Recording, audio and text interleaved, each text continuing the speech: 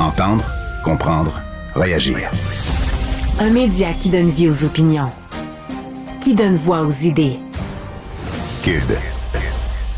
On discute avec Annabelle Blais. On va discuter de société et de réseaux sociaux parce que là, il y a des artistes en pleine campagne présidentielle américaine qui commencent à dire « Wow, une minute, est-ce que j'ai pas entendu ma chanson durant un rassemblement de Donald Trump? » Bonjour Annabelle.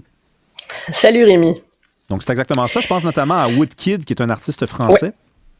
Oui, ben c'est ça. Lui, c'est même plus loin qu'un rassemblement. C'est la nouvelle pub, là, la vidéo de Donald Trump qui a utilisé une de ses chansons, Run Boy Run. Et là, quand lui, bon, il a dénoncé ça sur les réseaux sociaux, mais moi, quand je l'ai vu passer, justement, cette nouvelle pub cette semaine, j'ai fait le saut, j'ai trouvé ça louche, je me suis dit, ça m'étonnerait que Woodkid ait donné son autorisation à ça. Je connais un peu l'artiste, et tu sais, la chanson Run Boy Run, ça fait référence à un garçon qui court vers la liberté de vivre son identité sexuelle, de briser les normes rigides de la société. Woodkid est un artiste gay, donc c'est particulier.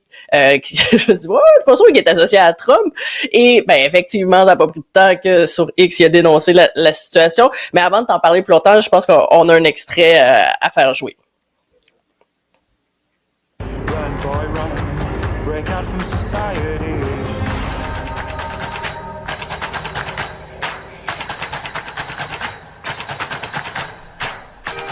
We are one movement, one people, one family, and one glorious nation under God.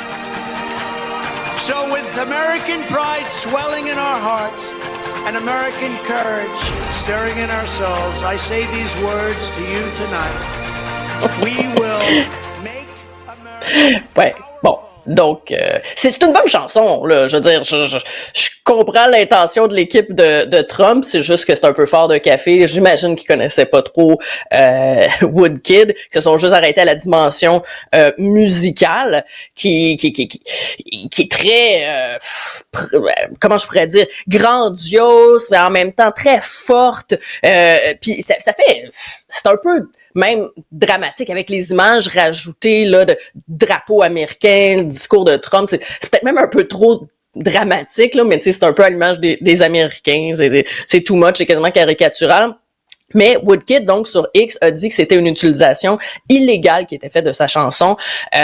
Donc, tu sais, quand c'est joué dans... Je veux juste comprendre, là, parce que généralement, quand tu utilises la chanson de quelqu'un pour en faire pour faire la promotion de ton organisation, tu passes par la maison de disques, tu as besoin du soutien de l'artiste. Donc, qu'est-ce qu'on a fait exactement là du côté des Républicains? On a juste utilisé sa musique d'artiste comme ça? Ben là, je pense que non, parce que Woodkid, ce qu'il dit, c'est qu'il n'a pas donné sa permission à ça. Et sauf que là, dans son tweet, il appelle Universal Music France à agir, à pas rester les bras croisés. Donc, on peut penser que, justement, si lui, il dit que c'est une utilisation qui est illégale, mais on peut penser qu'il ait fait partie d'un catalogue, ou en tout cas qu'Universal a donné son autorisation. Parce que là, c'est une publicité, c'est une vidéo, donc c'est sûr que si c'est pas autorisé, le lendemain, elle n'existe plus, la vidéo. Tu sais, là, elle est encore sur YouTube, il y a pas de problème. Donc, je présume que c'est ça, Universal qui a quand même donné son accord, mais que l'artiste, ben, c'est ça. L'artiste n'est pas d'accord. Mais ça, je veux dire, rendu là, il y a pas son mot à dire. Tout ce qui lui reste à dire, c'est de dénoncer sur les réseaux sociaux comme il le fait, qu'il est pas d'accord ou qu'il veut pas être associé à Trump. Mais les droits comme ça de la chanson se sont utilisés légalement. Il y a rien à faire. Et dans les rassemblements, pour les rassemblements politiques, souvent, les artistes font partie d'un catalogue, justement, et c'est ce catalogue-là, avec un groupe de chansons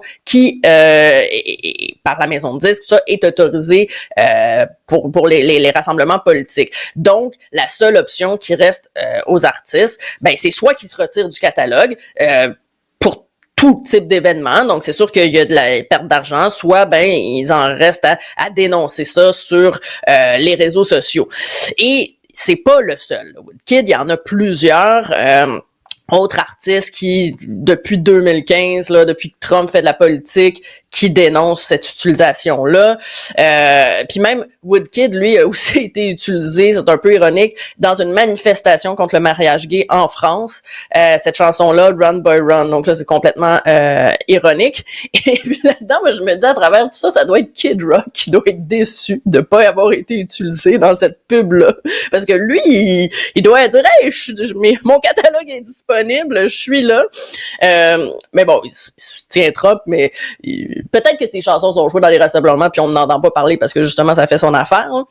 Mais il y a beaucoup d'artistes qui dénoncent l'utilisation de leurs chansons par l'équipe de Trump. Et je pense que une des chicanes là, les plus grosses, c'est entre Bruce Springsteen puis Trump, parce que dès 2015, Springsteen a dit non, arrêtez d'utiliser. Tu sais, c'était la chanson Born in the USA. Ils arrêtaient de l'utiliser.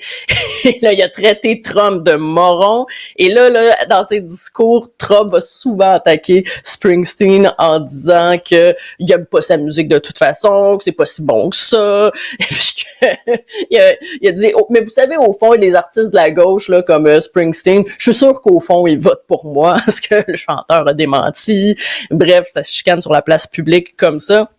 Je trouve ça drôle aussi, des fois, quand il y a des artistes qui disent pas cette chanson-là, mais celle-là, oui, puis ils font passer des messages. Je donne un exemple, la succession de George Harrison, donc Beatles, qui ont demandé à Trump d'arrêter d'utiliser la chanson Here Comes the Sun, mais on dit on pourrait considérer, par contre, la possibilité de donner une permission pour la chanson Beware of Darkness. Il y a aussi, c'était où la succession de Leonard Cohen, là, c'était pour l'utilisation de la chanson Alléluia. Je me dis, mon Dieu, il me semble que faire jouer Alléluia dans un rassemblement politique, c'est pas exactement ça qui fait lever le party. Mais bon, et la famille de Cohen ont dit, on pourrait plutôt autoriser la chanson You Want It Darker. Donc là, on fait passer des petits messages comme ça. Neil Young aussi, ça, c'est assez connu là, parce que bon, Trump utilisait la chanson Rockin' the Free World. Il a aussi fait jouer la chanson It's the End of the World as We Know It. Encore là, c'est pas le... Bon, ben R.E.M. t'es pas d'accord. Et il a même fait jouer la chanson Everybody Hurts et Losing My Religion. Pas exactement la joie non plus. Elton John, Rocketman puis Tiny Dancer. OK, ça je comprends pas trop. Mais Queen, qui ont fait jouer We Are the Champion, là, on comprend que c'est un hymne rassembleur, tout ça. Donc ça, c'est tous des artistes qui ont dénoncé un peu Trump. Même Adele, elle, le fait qu'il utilise ses chansons, elle avait dit d'arrêter de le faire, puis ça l'avait encouragé à donner son soutien plutôt à Hillary Clinton vers 2016. Donc des fois, justement, c'est pas des artistes qui voulaient intervenir sur la place publique et dans le champ politique, mais comme un moment donné, ils ont fait non, ça fera. T'sais, fait que c'est comme ça qu'ils se manifestent un peu plus. Et je me suis demandé, ça me rappelait quelque chose au Québec. Je me suis dit, il me semble que ça me dit quelque chose. Et puis, j'ai retrouvé, justement, un article que j'avais écrit en 2013. Et cette fois, c'était Pierre Lapointe, qui était outré que sa chanson « Je reviendrai » ait été jouée, c'était à l'auditorium de Verdun, lors d'un congrès du Parti libéral du Québec pour couronner Philippe Couillard au moment où il est devenu chef du parti. Et là, Pierre Lapointe était outré que sa chanson ait été utilisée. Il n'avait pas donné son autorisation. Et là, il avait dit de s'approprier cette chanson-là pour vendre une idéologie, de s'en servir comme d'un souffle politiquement chargé sans demander au propriétaire de la dite chanson sa permission. C'est une grave erreur morale et un manque flagrant de respect. C'est un manque honteux d'éthique. Je me suis dit, oh, OK. Les gros mots. Il y avait l'épiderme assez mince à ce moment-là, Pierre Lapointe, mais en le lisant au complet, bon, mon article, je me rappelais plus, j'avais écrit ça, là, mais ça fait un petit bout. Je me disais, mon Dieu, c'est un peu intense, mais faut se rappeler qu'en 2013, l'actualité politique est un petit peu plus chargée, un petit peu plus tendue, parce qu'on se remettait du printemps érable et des manifestations des carrés rouges. Aujourd'hui, avec les gros conflits mondiaux qu'on vit, je te dirais qu'en repensant aux carrés rouges, je me suis dit, mon Dieu, c'était quand même gros là pour une hausse de frais de scolarité, tout ça. Mais je pense que bon, il y avait un peu plus que ça, la fin du régime de Jean Charest, etc. Mais bref, il y avait avait des artistes qui avaient soutenu les étudiants avec des carrés rouges et le conteur Fred Pellerin avait refusé d'être nommé chevalier de l'Ordre national du Québec à cause de la crise et l'ancienne ministre libérale, Christine Saint-Pierre, elle avait associé le carré rouge à la violence. Et là, il y avait des artistes qui l'avaient pas pris et qui avaient demandé des excuses. Et Pierre Lapointe faisait partie de ceux-là. Il avait demandé des excuses et il les avait obtenues. Donc là, que quelques mois plus tard soit utilisé dans un rassemblement libéral sans donner sa permission, ça passait pas. Il était vraiment là scandalisé. Et j'ai cherché aussi parce que il y avait un autre cas moins controversé, moins litigieux, mais c'était DJ Champion qui là avait demandé à l'ADQ. Et là, je te remonte à loin, là, on est en 2007. Donc, DJ Champion voulait que l'ADQ arrête de faire jouer ses chansons. Il avait averti plusieurs fois. Puis finalement, bon, l'ADQ avait lâché l'affaire. Donc, c'est pas... c'est des controverses qui arrivent toujours dans des rassemblements politiques. C'est peut-être plus facile d'utiliser une chanson vite fait comme ça sans trop demander la permission. Mais là, dans le cas d'une publicité, d'une vidéo, avec un montage des images qui va être diffusé à répétition, c'est clair que là, il faut des accords, mais si la maison de disques donne son accord, qu'est-ce qui reste? Ben, c'est ça. Il reste que les artistes ont une bonne tribune, quand même, publique, qui dénonce dans ce cas-là les politiques et qui se retirent du catalogue, c'est tout ce qui reste à faire. Ouais, puis tu sais, ce qu'on oublie, c'est que c'est facile de dire ils sont capricieux, ces artistes, ils boudent leur célébrité, leur plaisir, mais tu sais, par exemple, Bruce Springsteen, il a probablement fait un calcul avec son gérant là, en se disant on risque de perdre plus de gens qui achètent des billets, qui achètent encore nos disques, qui achètent du merch, des chandails, des trucs comme ça sur le site Internet, si on va de l'avant avec une collaboration avec Donald Trump. Donc, c'est une décision qui n'est pas juste idéologique, c'est une décision qui est économique, puis ça influence les tournées, ça influence les emplois qui sont permis par ces tournées-là. Donc, c'est un calcul qui est fait. Annabelle Blais, avant qu'on se laisse, j'aimerais ça te féliciter parce que vous êtes, toi et ta collègue, nommés pour un prix Judith Jasmin pour votre excellent dossier autour de l'OCPM. Donc, félicitations, puis...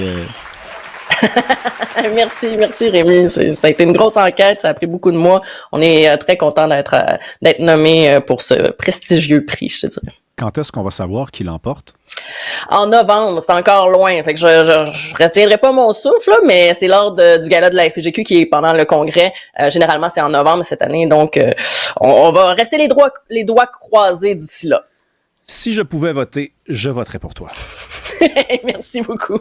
À bientôt, Annabelle Blais. Bon week-end.